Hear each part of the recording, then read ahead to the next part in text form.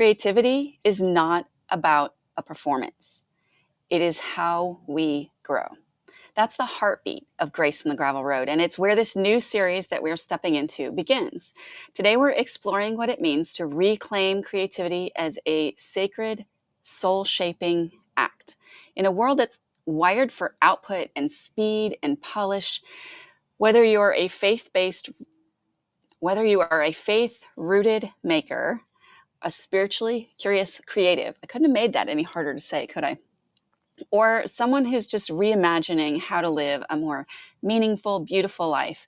This is for you. Welcome to Field Notes from the Gravel Road. I am Michelle Hill, and I am here live on my patio, sometimes with messy hands, often with more questions than answers, to offer a quiet reflection for those who are navigating the in-between of creativity, faith, and becoming. This is not a tutorial, it's not a checklist, it's a pause with a little guidance tucked in. It's a soft corner to remember who you are underneath the noise.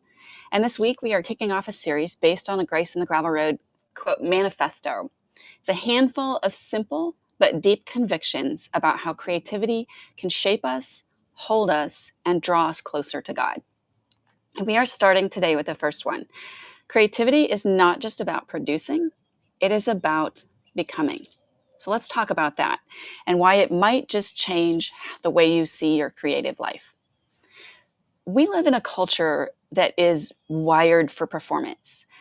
Everywhere we look, we are surrounded by messages that say, if it's not shareable, it's not valuable. If it's not polished, it's not worth doing. If it's not finished, it doesn't count. And honestly, that mindset sneaks in really fast, even when you're trying to avoid it, especially for creatives. Even in church spaces, art is often treated only as a tool, a way to facilitate worship, a visual aid for a sermon, a performance to be consumed. And there's absolutely nothing wrong with those uses of creativity. But what if creativity isn't only a tool? What if it's a table? A place where we sit with God and ourselves without needing to prove anything. When creativity becomes about outcomes, we lose the ability to be present in the process. We start to compare. We self-edit. We stall out before we even get started, afraid that what we make won't be good enough. I don't know if you've ever thought that, but I certainly have. God introduced himself to us first as creator. Before laws, before doctrine, before covenants, the first thing God tells us is that he creates. Genesis 1:1, in the beginning, God created. The first verb in scripture is created. Before he tells us anything else, he tells us he was making. Marketing tells us to lead with a hook. Creative making is what God led with. So when we treat creativity only as a tool, as something useful, productive, or impressive, we miss the sacred echo of that beginning. We reduce something holy to something merely helpful. Creativity was never just a tool. It was the first language of relationship, a way of forming beauty, meaning, and life. When we forget that, we start to believe the lie that only finished things matter, that only public things have value, and that only perfect things are worthy. So let's reframe this. When most of us think about creativity, we think about the product, the thing that we can hold up and say, look what I made. We think of performance, something to show, to invite people to, something to be proud of, something others might praise.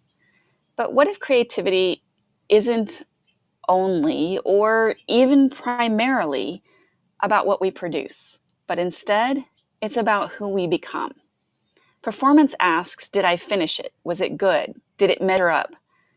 Spiritual growth asks, did I pay attention? Did I listen inward? Did I soften, connect, or see in a new way, or meet with God? The first part of Romans 12:2 says, do not conform to the pattern of this world, but be transformed by the renewing of your mind. We usually think of that transformation through study or prayer. But the Spirit also works through creativity and 1,000 other ways. It works through scissors and thread. He works through paint and silence. Creativity, when we pay attention, shapes how we see the world. It helps us notice things that are beautiful and broken and know what's worth mending. It trains compassion for others and for ourselves. It builds resilience as we keep showing up through trial and error. It deepens awareness so we don't just live through our days, we live in them.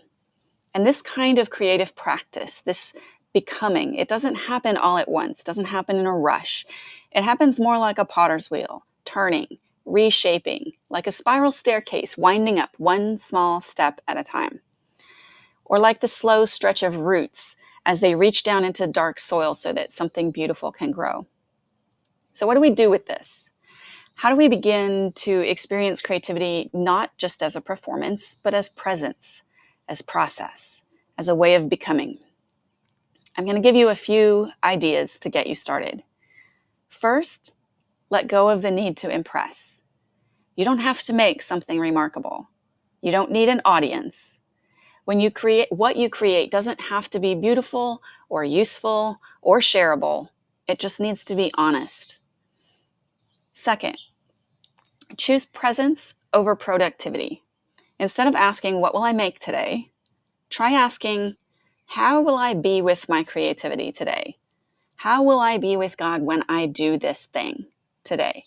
That shift changes everything. You might write in your journal without trying to say anything profound. You might stitch a few lines of thread while you pray or breathe. You might paint not to finish, but to listen with color instead of words. And then there's this, number 3, return to process, especially when there's no end product. These are often the most sacred moments, the ones that no one else sees, the ones where something quiet and true begins to change inside of you. A few weeks ago, I bought fabric for this year's Cherry Wood Challenge. Now, if you don't know what that is, it's a national art quilt contest, happens every year, and it's built around a specific color palette and a specific theme. This year's colors stopped me in my tracks. I loved them. Deep indigos, aquas, all of the colors of the deep and water, with accents of bright aquas, lilacs, and peach. I stood in the shop and I held them in my hands and I could feel it, like that tug to begin again. But there was just one catch. The deadline was 2 weeks away. And those 2 weeks, they weren't empty. I was moving my son home from college. I was juggling deadlines, too many tabs open in my brain in that 2 weeks. Still, I bought the fabric. Still, I sketched a design that I really loved. Still, I threaded the needle and began stitching. I didn't finish it in time, and it's still not done. I didn't make the deadline. And so that voice starts talking again. You never follow through. You shouldn't even have tried. But I'm learning to answer differently, because the act of beginning, the act of creating, it wasn't a waste.